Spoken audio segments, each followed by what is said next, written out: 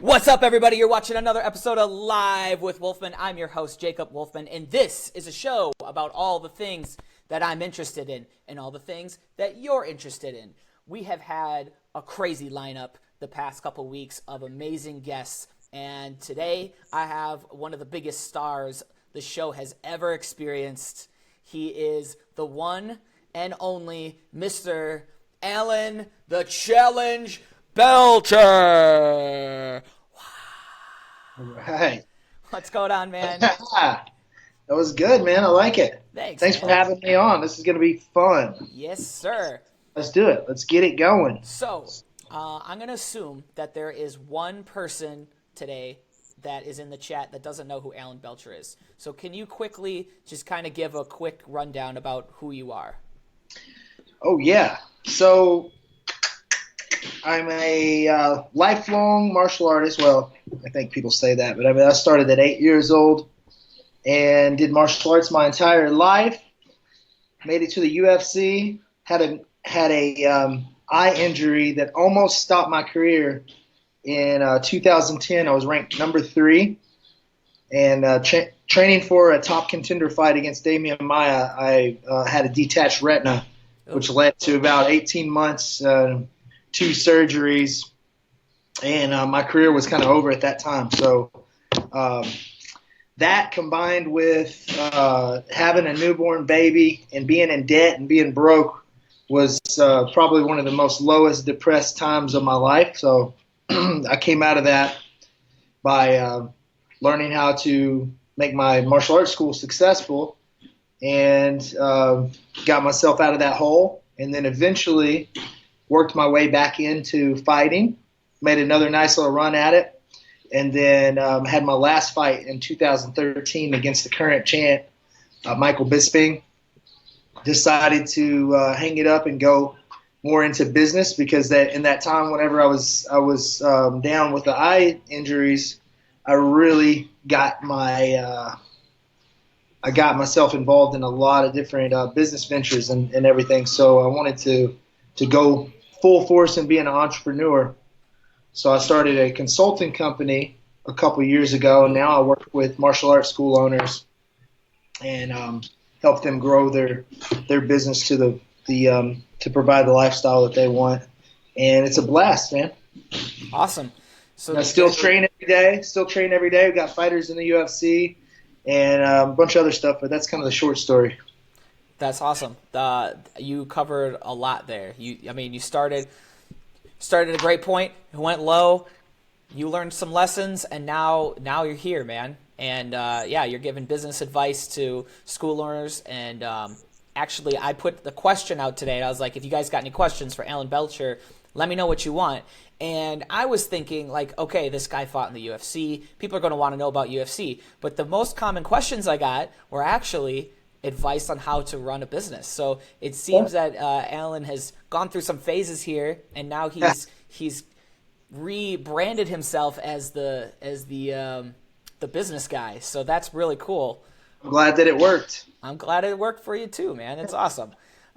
So if you guys are tuning in, if you have any questions from Alan Belcher, you feel free, just drop them in the live feed, and we're gonna be answering them live on the show today.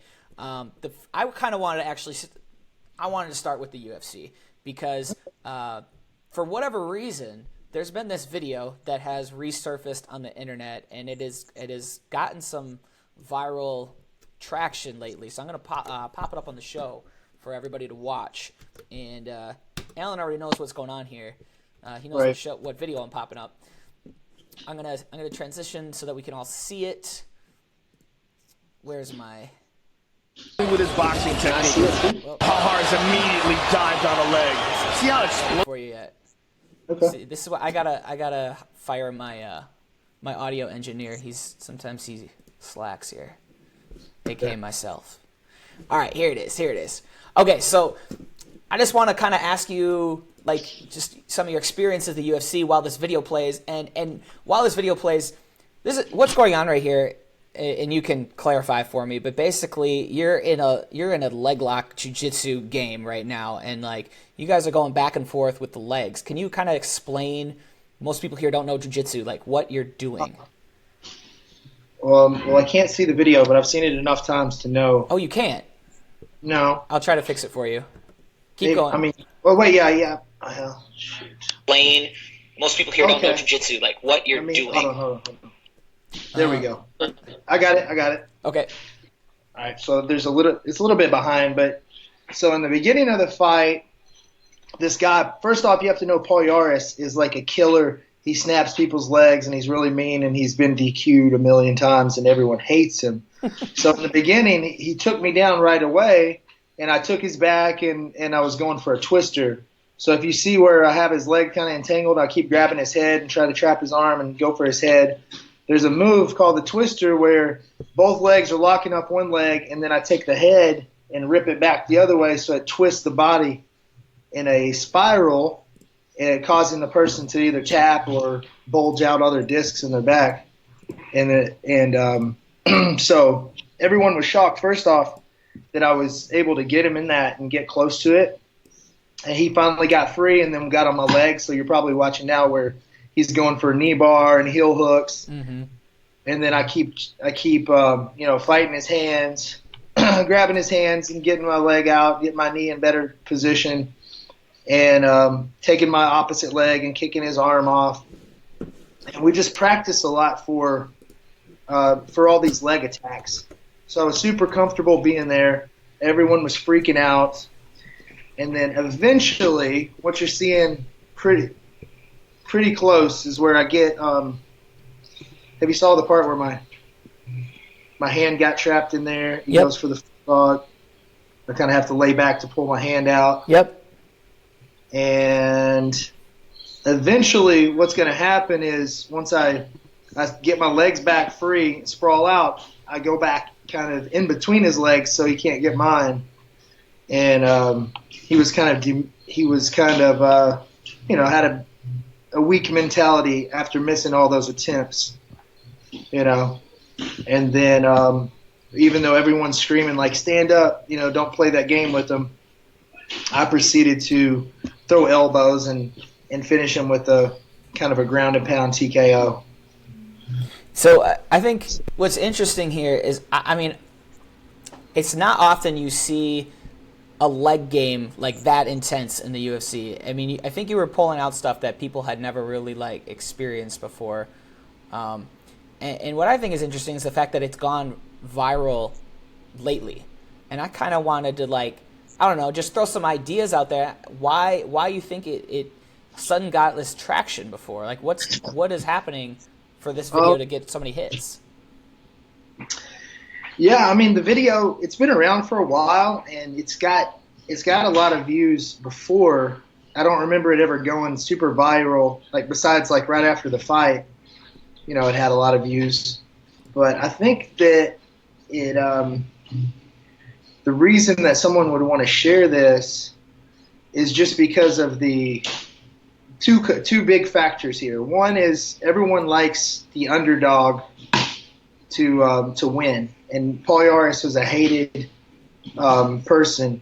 He broke the rules. He was kind of like a dirty fighter, a cheater, and I came in as an underdog whenever it was on the ground. So everyone likes to see the underdog that everyone's saying don't do it. You can't beat him there. Actually win, kind of against all the odds and everything.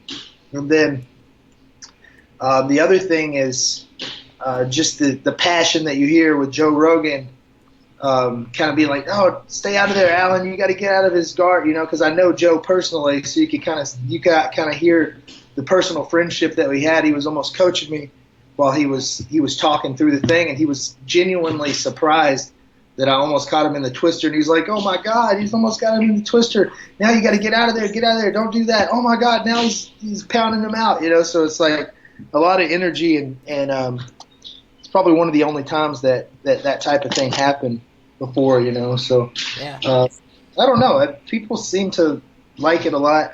On probably at least every other day, maybe even once a day, I would say, someone comes to me in the street and says, "Oh, you're Alan Belcher. I saw that fight against Paul Yaris was my favorite one. It was crazy how you beat that dirty fighter." So that's the one that most people mention. They either mention that one or the UFC 100 battle that I had against Akiyama, and I got ripped off. So it was a great battle back and forth, and his face was bloody, and I kicked his leg off, and then he got the decision at the end. So, everyone will bring that up and say, man, you got ripped off in UFC 100 against that Japanese guy. Or I saw your battle against Poirier. So it's almost every day. Those two fights have kind of been, somewhat legendary in our small, mixed martial arts world. When you are in the ring, and I feel like, I don't want to draw too many lines here, but I feel like some of the lessons that you learned in the UFC are the direct result of why you're successful with what you're doing in business today. Can you talk a little bit about like the mentality that it takes to get to a UFC competitive level, and how that kind of relates to the business world? Right. Yeah, I think most people, when they start talking about sports and fighting, relating to the mindset of life and business, they think about the actual being in the ring and in the cage. And I get a lot of questions like, what does it feel like? How did you keep yourself composed walking out there to the cage? And what did you do when he had you in this position? That's not really what it's about. Because if you did not pay your dues and put in the right work and prepare yourself for that, then you would never have got there. You would never be able to overcome those situations. You see what I'm saying? So Sure. It's something that you practice every single day. And I think the lesson to be learned here is if you're going to go for something, you have to be all in 100%, and you have to be dedicated to doing whatever it takes to do that. And it's just like what I'm doing now with my businesses. I have a brand that I'm trying to grow, and I want to open 100 gyms. At the same time, I want to work with thousands of martial arts school owners. We're almost in, my goal was within the first 2 years of business, work with 1,000 martial arts school owners, and we're close. We're about at 900 now of customers that we've had for martial arts business consulting. So whenever I get my eye on a target like that, I'm all in, and I do whatever it takes. People ask me that don't know who I am, they'll either say, what are you doing now, or what do you do for a living? Then my answer is whatever it takes. Whatever it takes, that's what I do. And I just always had that mentality. It wasn't until later that I started defining that and refining that and making it better and learning how to teach other people the mindset. But you just got to go for it, man. You gotta do whatever it takes, and you got to be all in. And people talk about business owners and athletes being risky, and to me, it's never really a risk, because in my head, when I want something, I'm going to get it, and it's a guarantee. So I never experienced the fear of risk, because it's just a guarantee. Because I know once I set my mind to it, I'm going to get it. Now, obviously, I failed a lot of times, but I didn't realize that I never thought about failing. I was just kind of went for it. So that's the lessons. Yeah. Just that desire for wanting something and waking up in the morning, going for it, and doing it all day, thinking about it before you go to sleep, and that gets you up in the morning. That's the most important thing. Just going after it.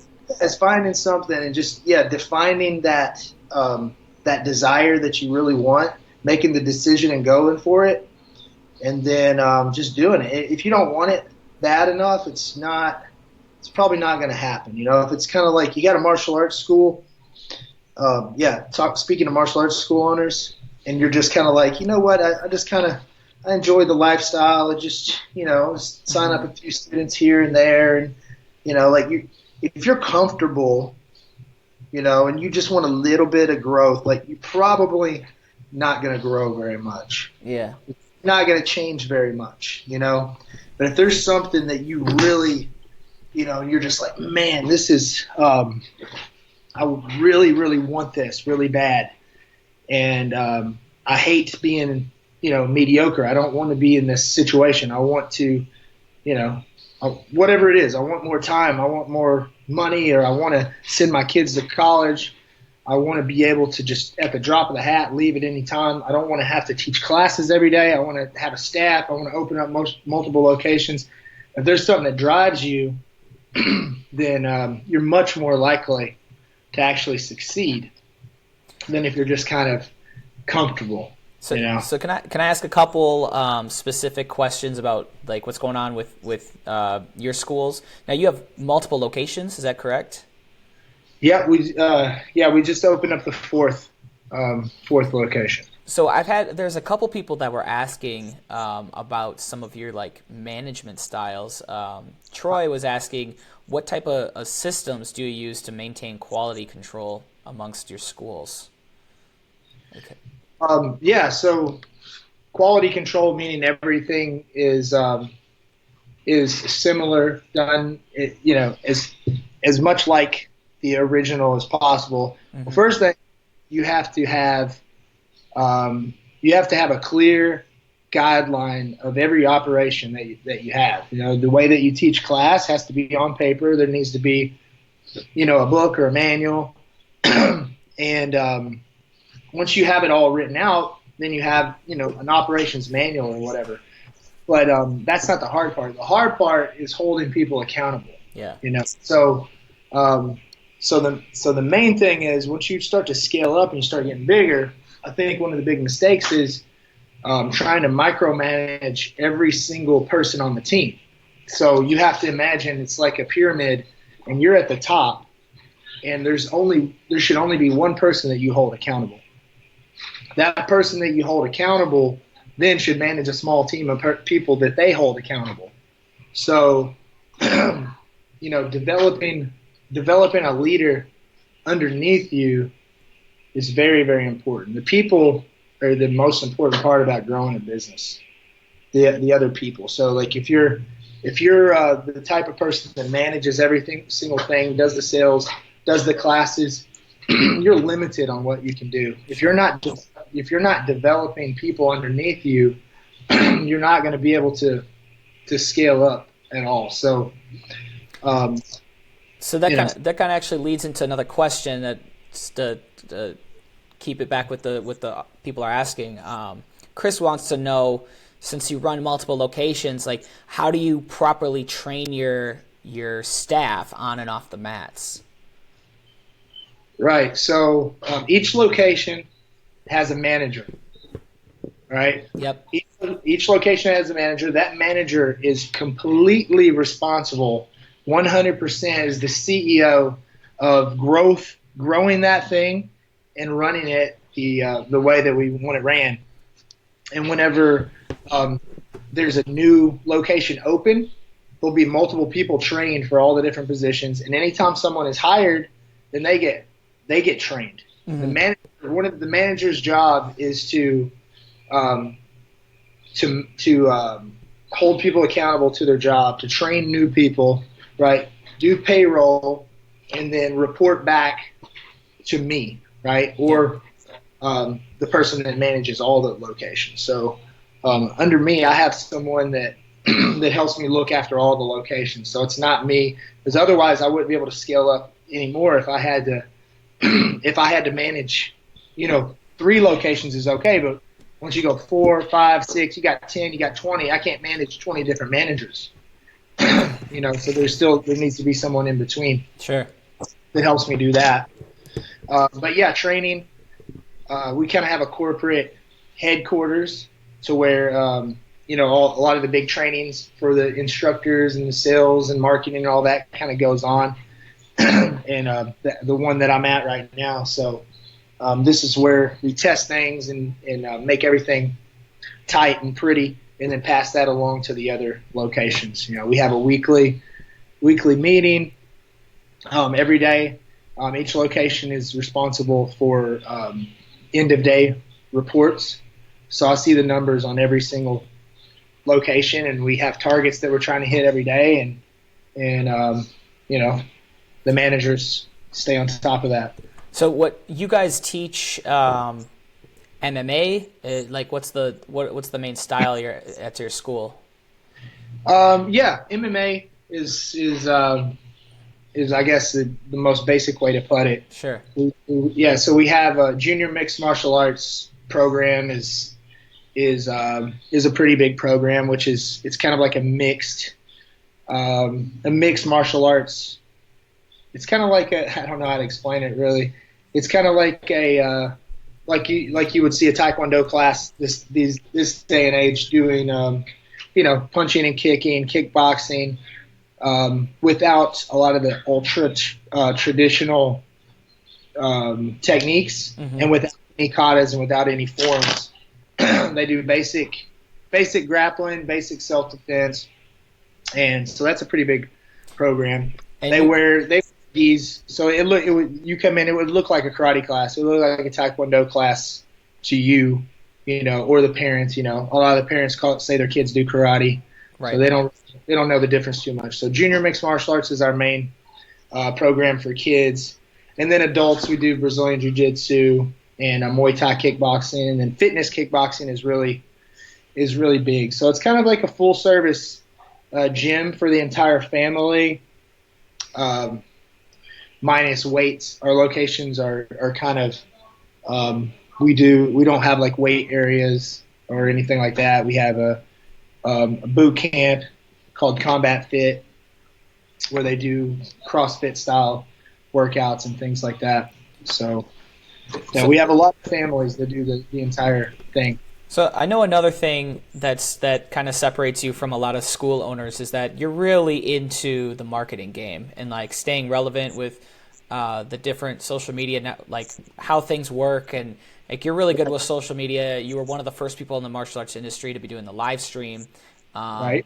And I also this is tying into the question I really wanted to ask is the first time. How did you get connected with Gary Vaynerchuk? This is something I want to know personally because Okay. I know because the first time I ever actually heard of Gary V, this is just an interesting story, was through you. You did a video post once. I don't know if you even remember this because you wanted to ask him a video question to get on Ask Gary V on the show. And Yeah. I was like, what are you doing? And then it tuned me in and I started watching it and stuff. And then fast forward a few months later, Gary V comes out with the book, Ask Gary V, and you're doing one of the chapters on the audiobook. And I'm like, how did all this happen? So I'm just curious, like, what's the story here between you and Gary V, and how did you get featured on his audiobook? Yeah, I mean, so I really, one of the things that I knew that I had to do to be successful as a business consultant is to gain some credibility and to really, to rebrand myself a little bit. So whenever people think of Alan Belcher, they don't just think, oh, that's the UFC fighter that fought Paul Yaris and, they got ripped off in UFC 100 and he could have been the champ, but, he had the eye injury. That was kind of my brand before, and I was like, that is not really the way I want to go out. I want people to think, that's the guy that kind of hit rock bottom with the eye injury and then transitioned into being an entrepreneur and opening up in launching 5 different companies and, having $1 million brand and all that. So I knew that I had to tell the story and I had to go live on Facebook and I had to start, telling people what I was doing. And it didn't take me long to realize that you can only get so much exposure yourself. So being featured on different podcasts and being connected with bigger people, and the bigger the better, is the way to go. So I knew that there was in the entrepreneur world, there was a few people that could command like really big attention. So I started to research and try to figure out how I could get involved with Gary V and a few other people too. but Gary V was probably like one of the biggest ones.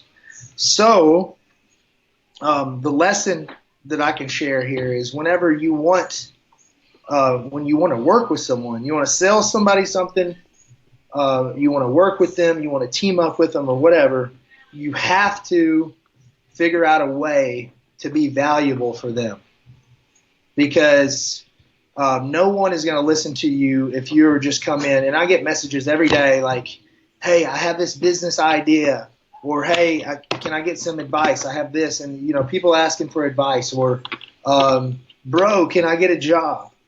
Yeah. Hey, I want to be a fighter, but I just I'm scared to quit my job. Is there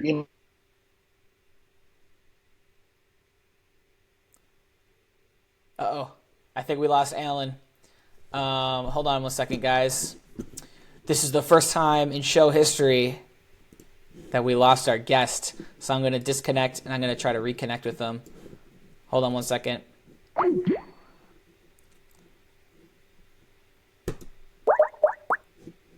Looks like his internet was kind of going a little wonky there.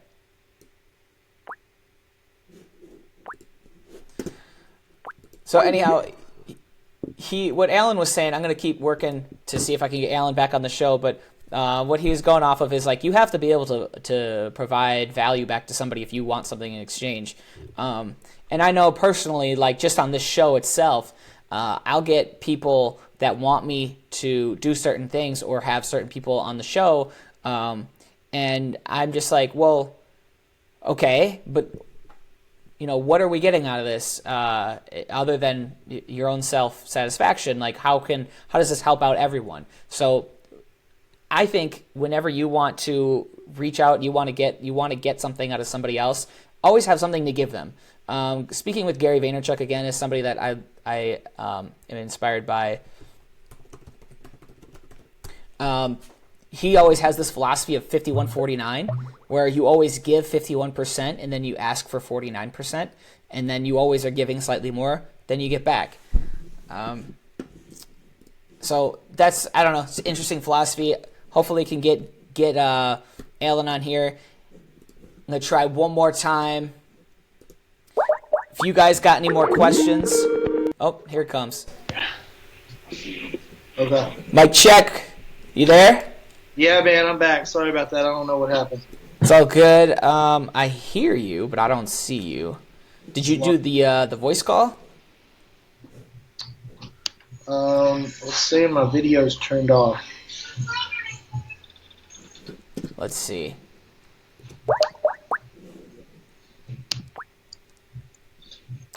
Technical issues live on the air. How do I turn my video on? I'm not sure. Well, darn. We're just going to have to look at my ugly bug. But we can still hear you, so that's good news. Okay. That's good. Okay, so you were talking about how, if you want to get somewhere and you want to connect with people that, are higher up on the totem pole in business or whatever, you have to be able to provide some sort of value to them. Yes. And you can't just be kind of a moocher and just ask and ask for free stuff and get nothing, It has to be an equal and fair relationship. Yes, exactly. So what I did was I started to work my way through the ranks. So same way if you want to get into a lot of times people ask me, how do I get into the school so I can get, everyone talking about going to the school and doing class talks and auditorium talks and stuff. And like, I can't get in the school. I get shut down. It's because you're going there and you're saying, hey, I'm a martial arts instructor. Can I come talk to the whole school? Can I talk to the principal?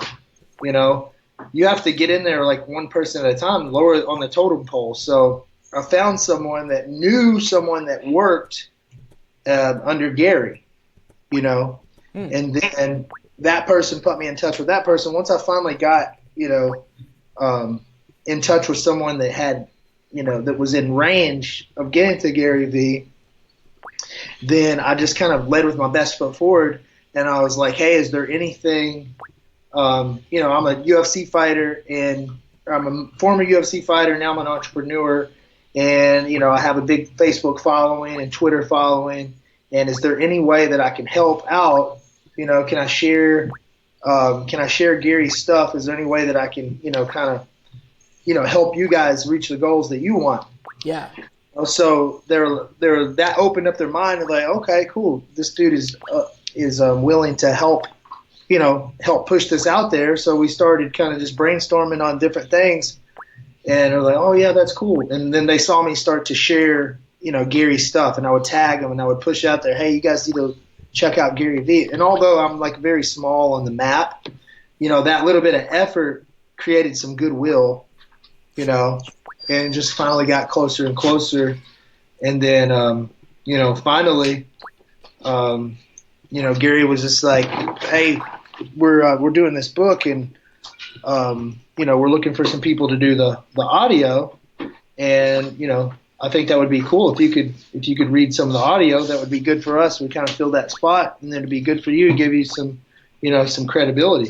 And of course, I was like, heck yeah. So they asked me to do it, and I pretty much did it the first day. They sent me the stuff, I recorded it and sent it back. Awesome. So yeah, man, it was just you just got to start. First off, you can't be afraid to ask, and whenever you ask, you can't be asking somebody for something without without them getting something out of it. Right. Nobody just wants to give a handout. It's kind of like a bum. You pass a bum on the street, and they got their hand out. You walk, and you just don't give them anything. You walk by, and you kind of feel guilty, like, man, why didn't I give that bum anything? But it's just that. It's just human nature. You didn't give him anything because he didn't give you anything. You just don't give somebody something for free.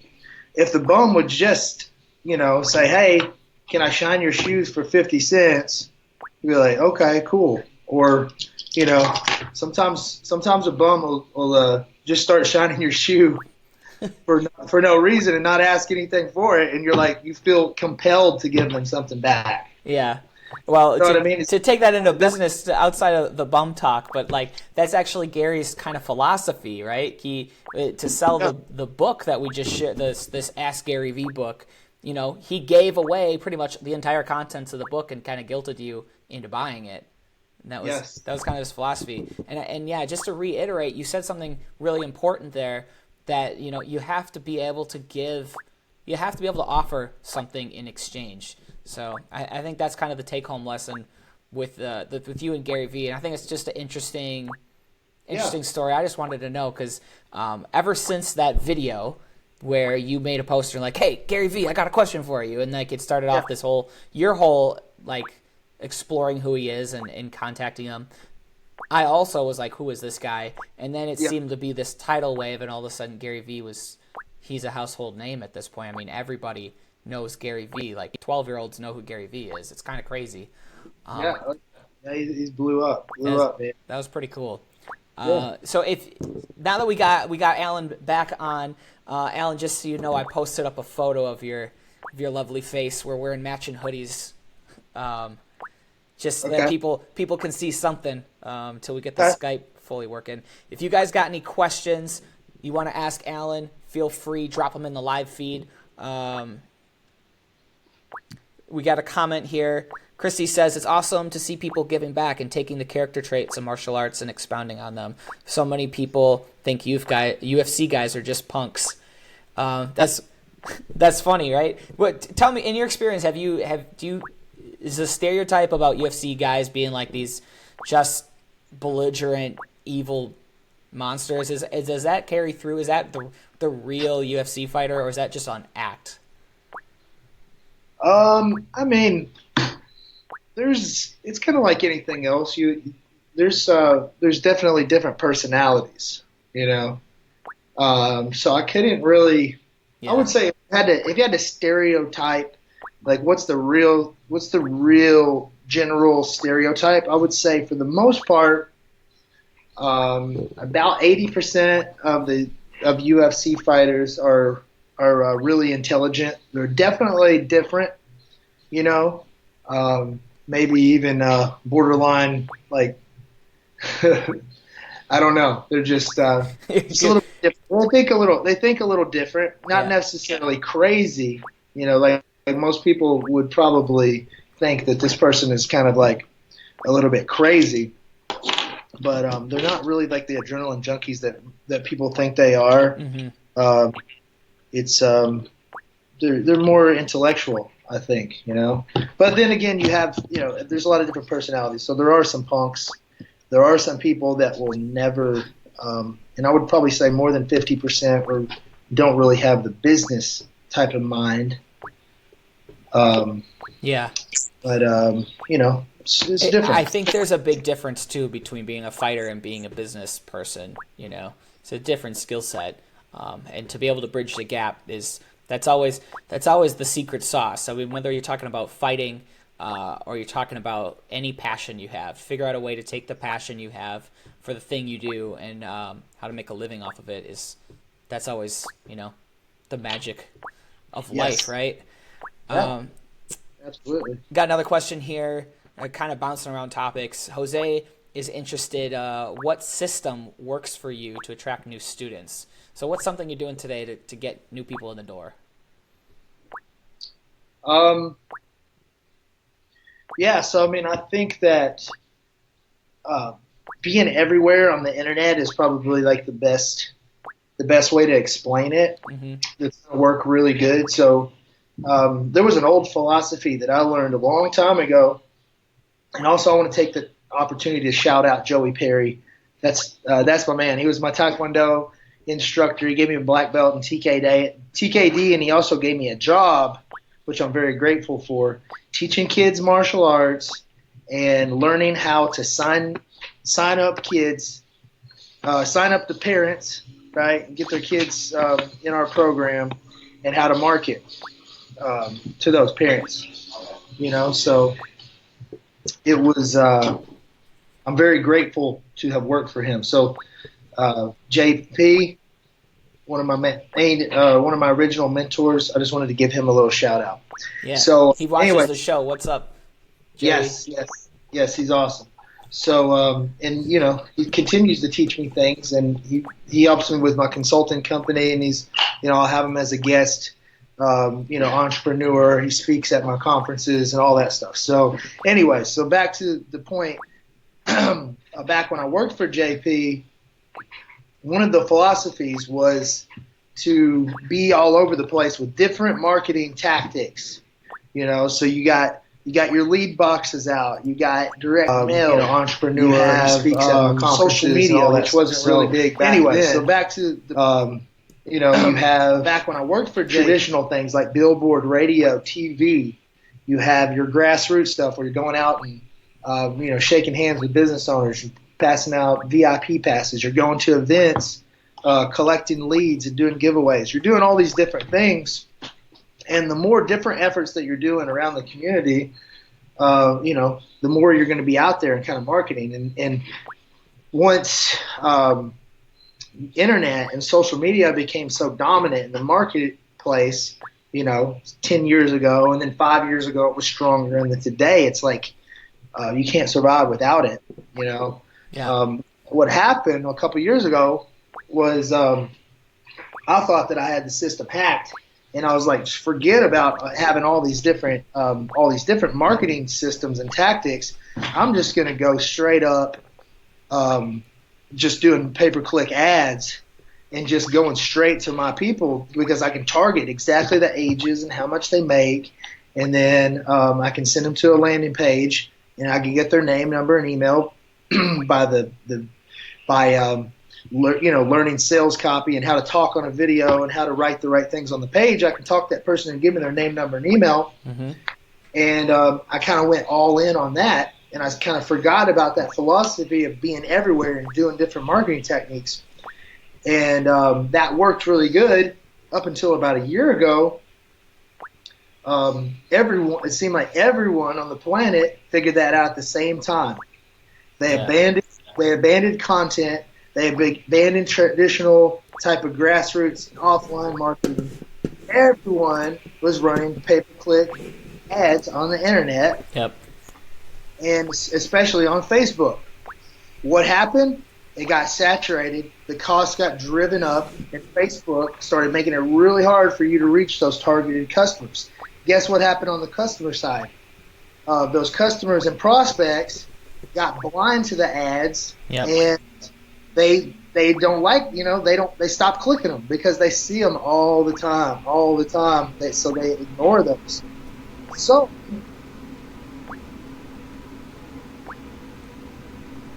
Oh no, guys! I think we lost Alan again. Second time on the. Oh, you cut out for a second. here, just a weird. There's a weird sound there, but Cool. So the incredibly long answer to that short question, Yeah. is kind of a mix between the two. So I try to be efficient now with the internet and social media, but I also I don't alienate all the other marketing tactics. So I try to be everywhere that I can in the community. Yeah. And one of the ways I do that is by being on the main platforms. Instagram, using Facebook, and then driving all those Instagram and Facebook followers that you build organically off of searching and off of referrals and hashtags, and they find you and you grow that. You brand yourself as a whatever you want to be in your area. Are you the bully person that helps kids defend themselves against bullies, or are you the person that helps kids get in shape, or are you the guy that likes to train the parents and the kids together, mom in the kickboxing class, and you teach the kids jiu-jitsu? What are you?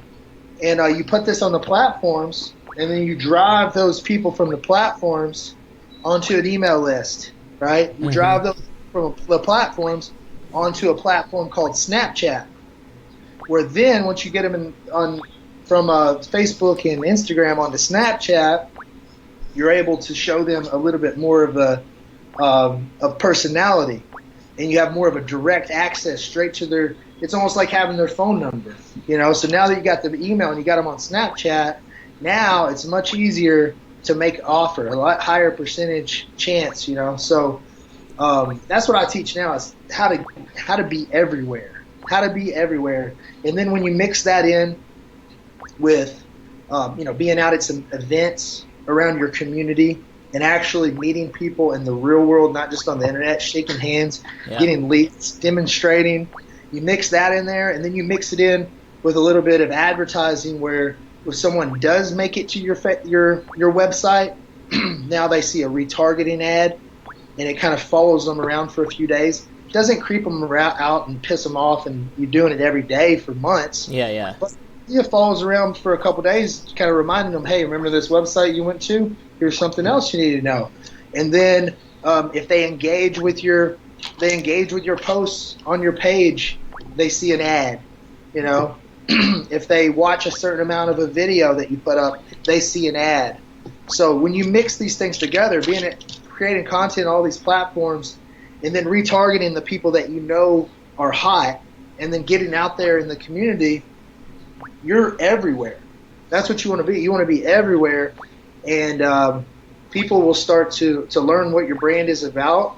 Your name will be the first one they think of whenever they want to get their child into martial arts.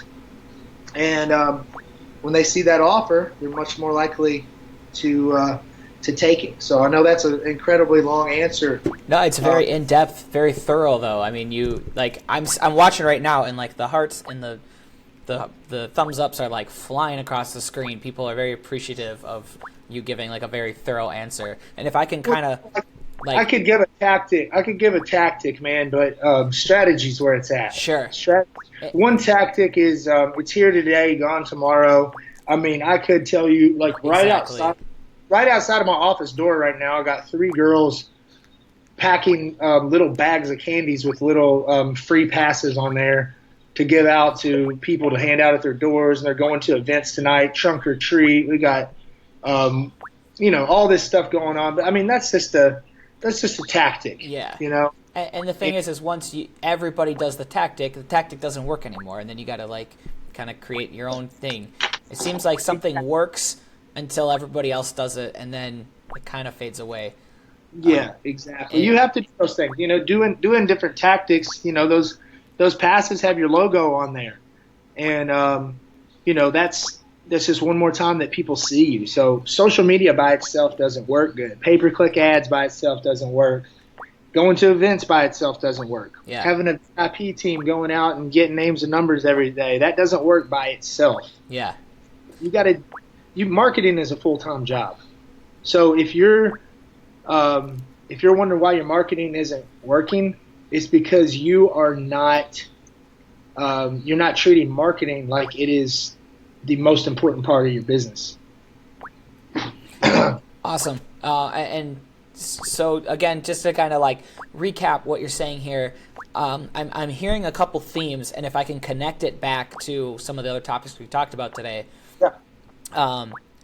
One, it's you have to have some passion, and you can't. There's no easy answer here. All the things you're saying here, it's like, well, you can't just do Facebook ads, you can't just do this, you can't just do this, because if you try to go the easy route, maybe you'll find a little bit of success for like a second, but then once everybody else does the same thing, it doesn't work anymore. So you have to be constantly innovating and trying and working, and none of that works unless it's all rooted in a desire, period, right? You have to be passionate about what you're trying to do. And the other thing is what you got to be doing is you got to be omnipresent. You got to be everywhere. You got to be on Instagram. You got to be on Facebook. But you also got to be in your local communities. You got to be at the school. You got to be treats, like everywhere you can think of, so that you're always on the top of mind. When people think in your community martial arts, they think Alan Belcher. And that's the goal for you if you're in wherever you are. And if I can equate that to myself, I mean, to be real with people that are watching Live with Wolfman right now, I'm definitely giving back to the community, but also I'm developing my own personal brand. I know now, because of this show in particular, people think Jacob Wolfman all the time when it comes to media. It comes to, having connections with martial arts people, when it comes to photography and videography and, the things that I do for a living. And so when a martial arts school owner is like, dang, I need another video commercial, I'm going to be at the top of their list of like, who can I contact? And it's just because of the omnipresence of always just being out there, giving. Here's some treats, going back to martial arts and what you're doing. Here's some candy for you. Here's something I'm giving you so that you think about me next time. And you can't do it unless you just work hard and you love what you're doing. Absolutely. Let's see. Absolutely. I think we got time for maybe one more question. I saw one in here. I got to scroll through the. Josh Bailey says, what's your protocol for leads and expired trial members? This is a very specific question for school owners. Protocol for leads? For leads. And protocol. Does that mean what do you do with a lead? I think that's what he's asking. An expired trial member. So maybe he's asking, like, when somebody's trial is up, like, what do you do about it? Josh, if you want to weigh in and be more specific on your question as Alan tries to answer it, that'd be great. Okay, cool. Well, let's just start with a protocol for leads. An incoming lead is or an inbound lead is the hottest thing that you can get. When someone goes to your website and they put in their name, number, email, and say, hey, I want more information about you, you have to, number one, above anything else, speed is the most important thing. Every second that goes by after that person makes that action, they call you, maybe they leave a voicemail, very doubtful. They walk in, they go to your website, they enter their name and number to lead box, or maybe they're at an event, whatever. However, these are different ways they get leads. Mm-hmm. Another lead classification of leads that people aren't really thinking about now is like when people comment on Facebook posts, right? And when we take those are leads. And if I can get them over to a Facebook message, or they just randomly message my page, those are leads. So if someone asks me how many leads I get, it's very hard to tell because there's so many different qualities of leads. Sure. Right? But the speed of which you can start communicating with that person is going to determine how well your chances of getting them in. The longer it goes, the less chance that you get to sign them up. And I've proved this I've proved this with statistics because I have so many clients. We've measured all these numbers because a lot of my programs are based off of just really simple mathematics. I'm high school educated. I graduated with a 2.8 GPA.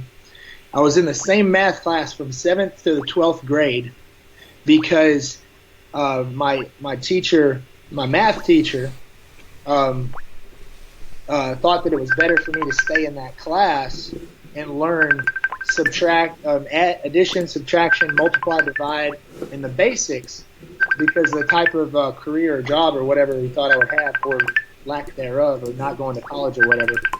So I'm a boss at the basic. Why am I getting a Skype call? Is that you or me? I'm confused too. Oh, it might be you. I hardly ever use Skype, so I'm guessing it might be you. Yeah, Okay. it went away. I'm not sure what's going on here. Okay, I got it's some all weird Skype things so- going on today. Anyways, Yeah. I'm good at the basics of math. You know what I mean? Yeah. So I don't know if that answers your questions or not, but it's the lead, man. That's what I focus on with my clients. It's just those basic statistics and being super quick and trying to figure out, things like the speed is the most important thing. So you get that lead, you have to quickly turn that into an appointment, very quickly. Otherwise, you're going to lose them. So then Josh clarified his question a little bit, and he asked, what are the steps in place for a trial member that did their trial, but they didn't sign up? So do you have like a system in place for that step of the sales funnel? Yeah.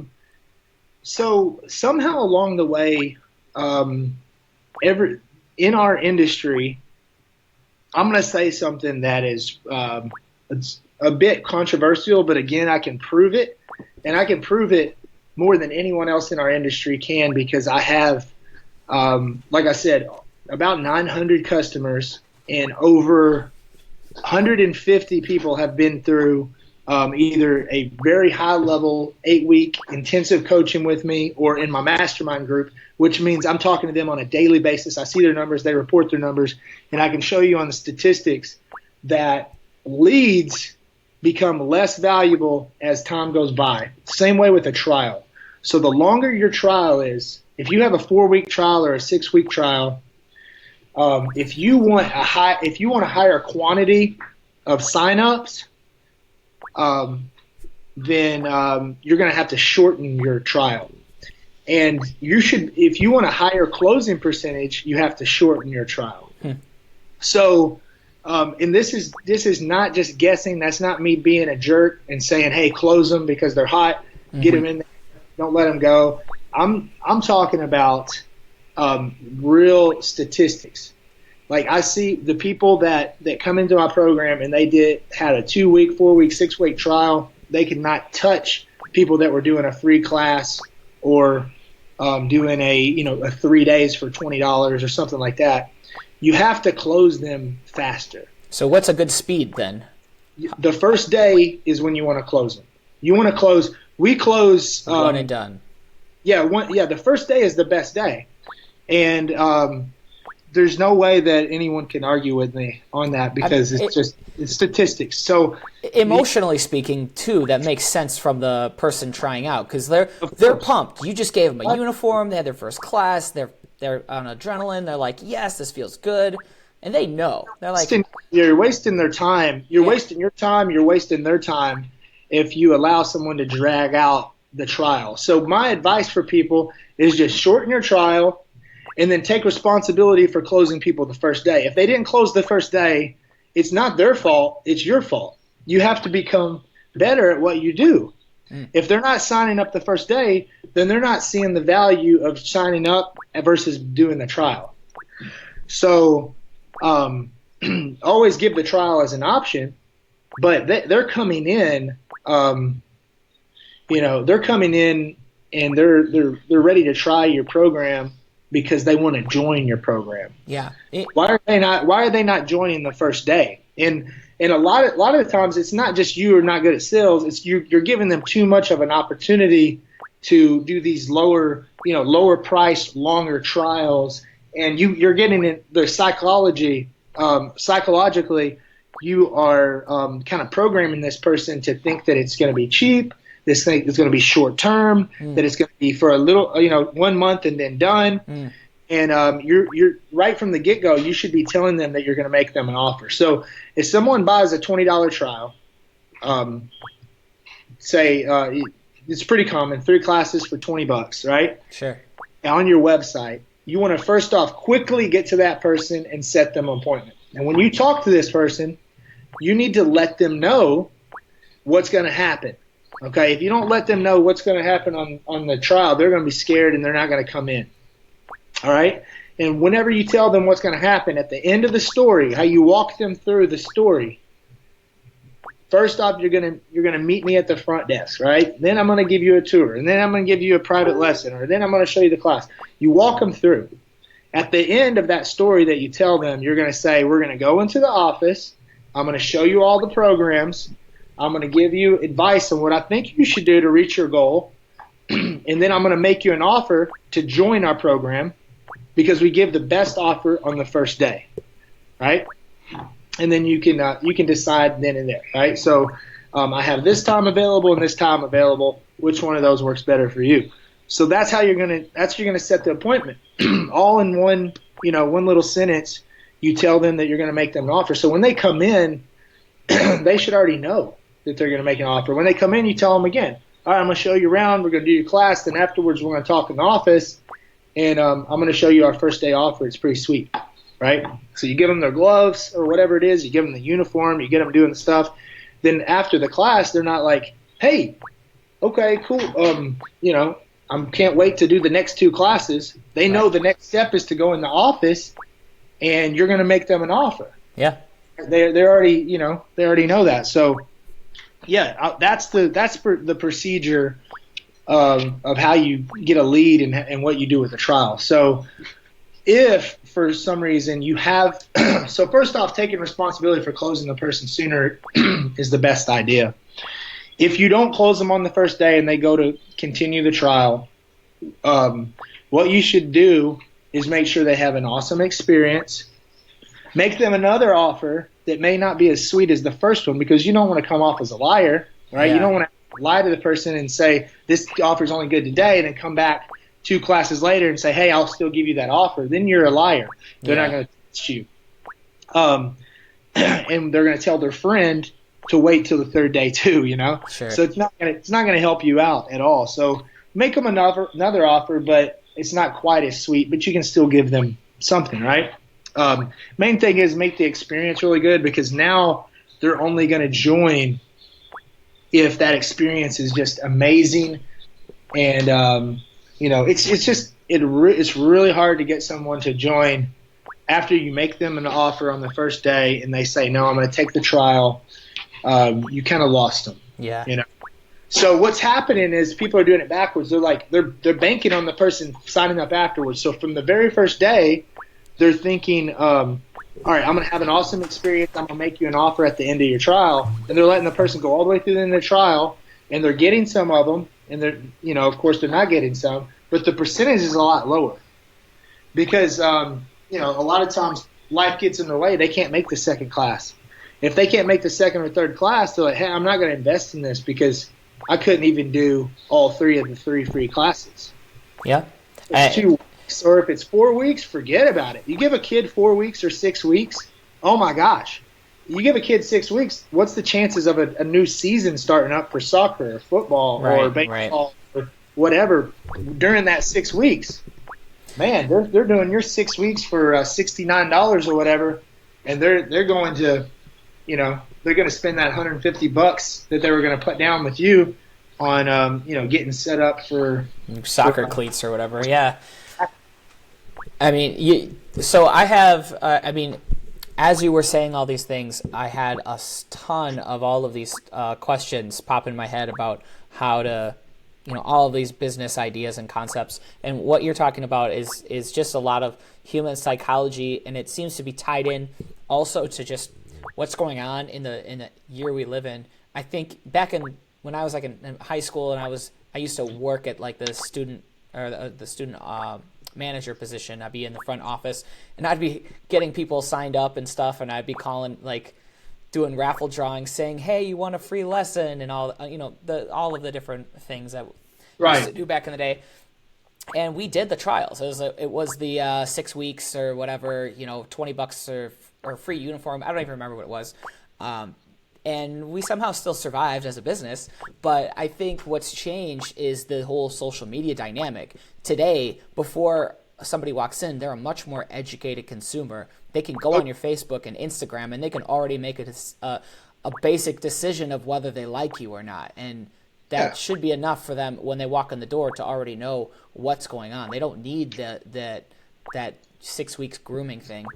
That's just a feeling. I don't have the stats like you do, but And a couple of years ago, and I did. The reason I have the statistics is because all my clients use the exact same funnel for Facebook ads. When we were spending I was spending $3,000 to $5,000 a month on Facebook ads per location.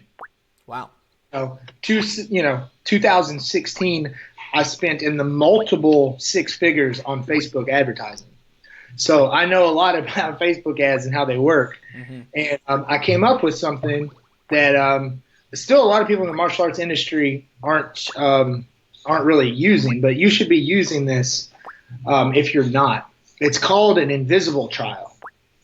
It works a lot better, and this is something that I teach. This is basic. When you make an offer and you send someone a link, whether it's a Facebook ad or it's just on your main offer or your website, whatever, the invisible trial is the concept that I teach my clients. And it used to be kind of a secret, but it got out. Other people started doing it, other consultants and whatnot. But still, a lot of people don't really understand it. And some people with certain websites that you'll see out there. If you see a website that offers a trial and they click the button and they have to buy the trial first, you're losing so many people. Okay, so what an invisible trial is someone that raises their hand and says, yes, I want the trial, whatever it is. I don't care if it's free, $1, $20, $69.99, whatever it is. They have the offer and they say, yes, I want the trial. I'll take the first step by giving my name, number, and email to get the trial. So they put in their name, number, and email. Next page, they can buy the trial right there. Mm-hmm. If they don't buy the trial, they're an invisible trial, right? If they buy the trial, they paid a prepaid trial. Mm-hmm. You know what I'm saying? So that concept right there. Whatever you're doing right now, if you're doing trials online, if you change your way of doing it to that, you are going to get 5 times as many leads. So the people that aren't paying for the pre-trials, you still consider them as a trial offer, and then you still call them up, schedule them to come in and all that. Yeah, at some point, someone started teaching this qualified lead thing, where if they don't pay first, they're not qualified. Yeah. Total BS. Yeah. Total BS. That's the biggest myth and the biggest lie in the martial arts industry. Awesome. Someone does not need to pay your trial online to be qualified. How do I know that? By multiple times in one location signing up over 100 students in 1 month that didn't pay for the trial first. So people are scared. In this day and age, I'll even challenge it more. 2017 and 2018 compared to 2016, people are less likely to buy the trial online. Yeah. This was working back in 2014, 2013, 2014. People were buying these trials left and right and buying Groupons and stuff. But people, they don't like to buy these. And oftentimes, you've probably seen this, and other people that are listening to this have probably seen that the people that buy online are less qualified than the person that says, hey, you know what? I'm going to hold off putting my credit card in online. I'm just going to go down there and check it out myself. That's the type of person that pays in full. That's the type of person that is really they're not just see an ad and buy it. There's a lot of females females are good shoppers for Facebook ads, Groupon. They'll buy these. Guys don't normally buy anything online. So if someone's teaching you that guys will buy jiu-jitsu trials online. I'd like to see it because I've spent a lot of money on Facebook ads, and guys rarely purchase the trial online. The man will not. The females, they'll buy them, and sometimes these ladies are just looking for the next thing under $20 that they can buy, and they'll buy it, and then they'll come in and they'll be like, "Hey, I just want the trial. I don't want to pay more than $20." Yeah. So the invisible trial, what happens is the person they haven't invested that $20, so they don't really feel like you owe them that trial. Okay, so think of the psychology. I see the trial, and I put in my name, number, and email. Next page it says, "Okay, pay for your trial now, $20." But you're like, "Hey, I'll hold off." Then you get a call from my appointment setter right away. "Hello, ma'am. I see that you got our trial online. So are you calling? Are you interested in it for yourself or someone else? What are your goals? Tell me a little bit about that. What are you doing now?" You start to go through all this conversation, and then you set the appointment. You say, "Okay, this is our process. You're going to come in, you're going to meet me, give you a tour, give you the lesson, and then afterwards we're going to come in, you're into the office, and I'll make you an offer, blah, blah, blah. We have this time available. Which one's better for you? Okay, that one, perfect. I got you in the books." Now you say, "I can't see it in my system where you actually paid for your trial. I'm not sure if I'm missing anything. Did you buy it online?" You just assume they did, Yeah. And then they're going to tell you, "No, I was just going to wait and come down there." And you say, "That's fine. You're in this system and everything. We'll tell you more about the trial when you come here. You can purchase it, or you can take our first day offer." Now you're sitting pretty. Yeah. Because they're coming in with kind of like a choice to make. Do I take this trial, or do I take this awesome offer?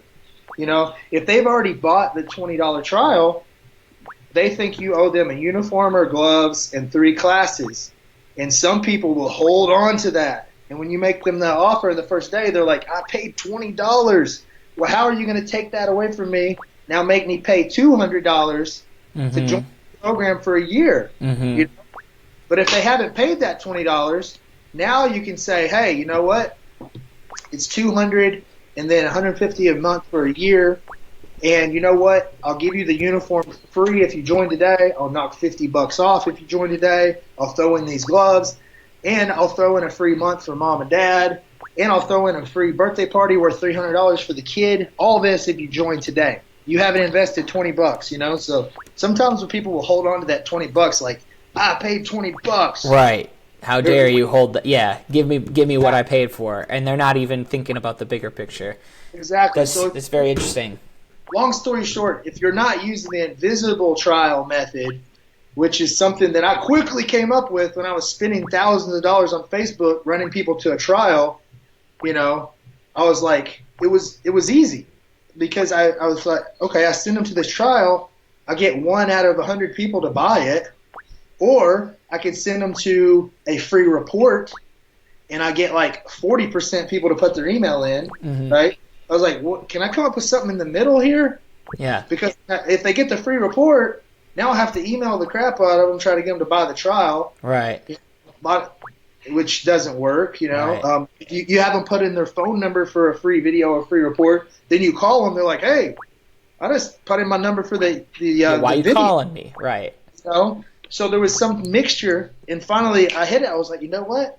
Why don't I just have them put in their phone number for the trial? Next page, give them an option to buy it. And I thought in my head, I was like, you know what?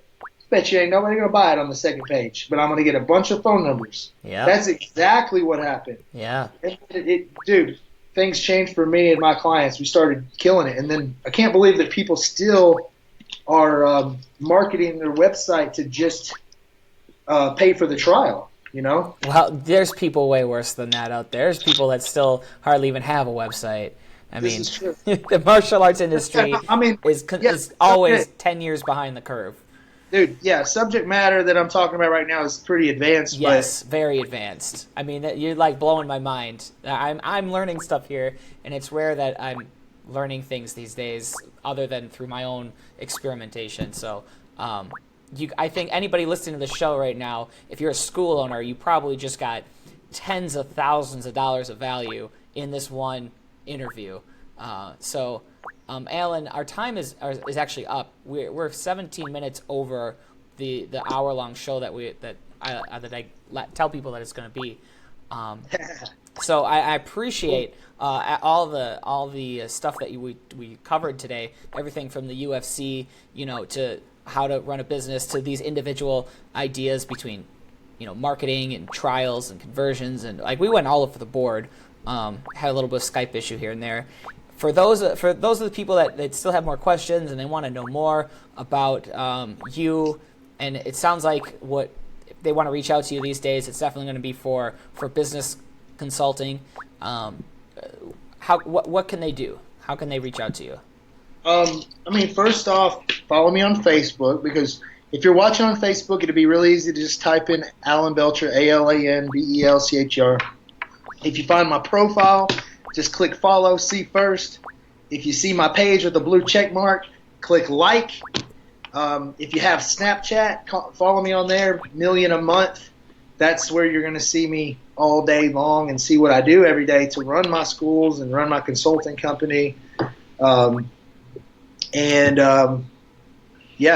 Besides that, I would just say Facebook, Snapchat. If you are a school owner, you need to be in my free group, Combat Business, free group for MMA and BJJ business owners. And if you don't do MMA and BJJ, that's fine. It's all the same. It's the same stuff, because a lot of my clients have kids programs, and that's just the name of our group. So awesome. It's a really cool group. So join that group. Cool. And I wanted to give you one more plug. If you're an athlete and you actually want to learn what he actually teaches besides the business side, the martial arts side of things, Yes. we Hyper teamed up with Alan through the Hyper Fight Club program, and you can access 25. Him and Duke Rufus.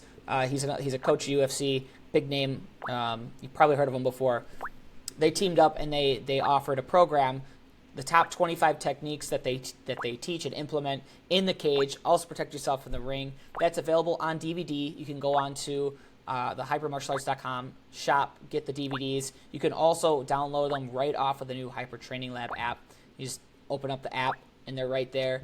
If you're interested in the whole Hyper Fight Club program and you're a school owner and you want to learn the curriculum side of things, Alan has a vast amount of resources right in the Fight Club program. So there you go. You can go all over the board. You want business, talk to Alan. You want curriculum, you talk to Hyper. Either way, you still get Alan at the end of the day. Alan, I want to thank you for taking time out of your day to do this show with us. Learned a lot. It was a great conversation. Sorry that we lost the video and we had to deal with that little Skype beep in the background. That's all good. It is what it is. It's all good. Thank you guys, everybody, for tuning in. I appreciate it. It was kind of an off hour. It was a weird timing, but hopefully a lot of you guys will tune back and catch the replay as always. Tomorrow on the show we got Emily Cooper, creator of sportmartialarts.com, so I'm super stoked to have her on the show. And then we got McGuire Kane from Adrenaline, and I got Andy Lee from Martial Club. So we got all kinds of diversity of martial arts going on the show. Alan, thanks for being on the show. Awesome. Everybody, thanks for tuning in, and I will check you guys on the next one. Peace out. Awesome. Thank you.